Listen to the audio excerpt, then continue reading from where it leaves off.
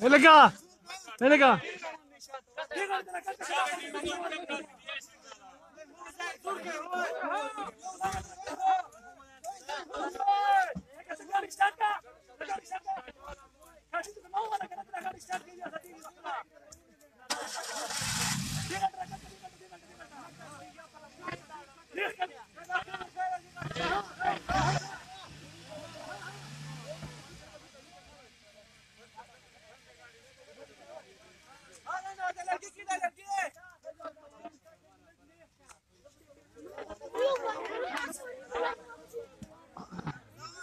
وعليكم السلام سيني خيرو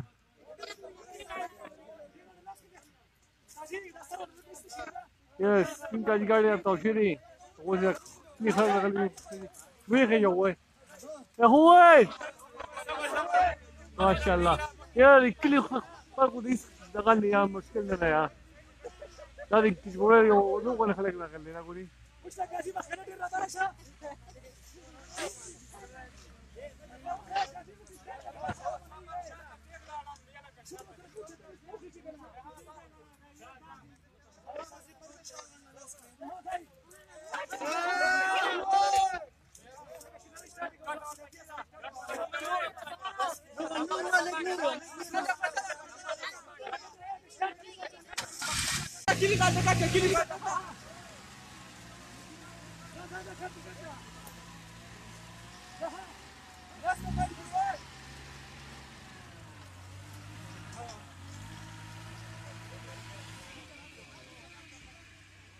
مخلوق هذا وين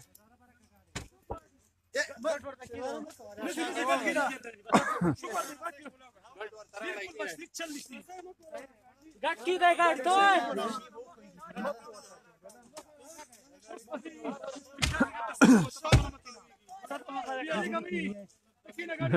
गाड़ लो के जाऊंगा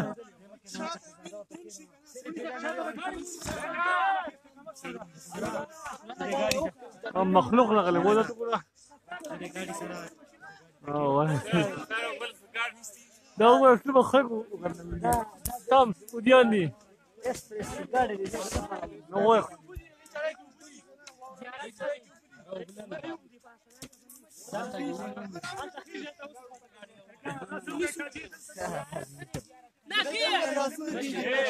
رانا غادي رانا لا غادي من غير مسك اول ما نروح يوم يلا دغه لګړ خو به نو مو خو او دی وخت موږ نو نه لاسونه دی د سړي باندې سمېړو دغه چې موږ یو خو کا خدای پاک خې څه پکې دې څه په ځانو پرې بشکل دي تام نه کا او موبایل کې بیټري مو کمانه او بس ته څنګه غیره لا یو چوڑا لا یو پورا جلدی څنګه یو سکینا او نن خیال وکړه جی ما هم له خیال به مونته وای زکه چې سٹارټ بسم الله وځو سره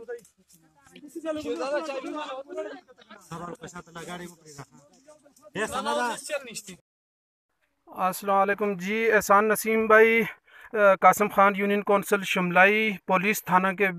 पीछे कंडो में इस वक्त खड़ा हूँ और यहाँ पे एक जीप बटग्राम से हिल तरंगड़ जाने वाली जीप इस वक्त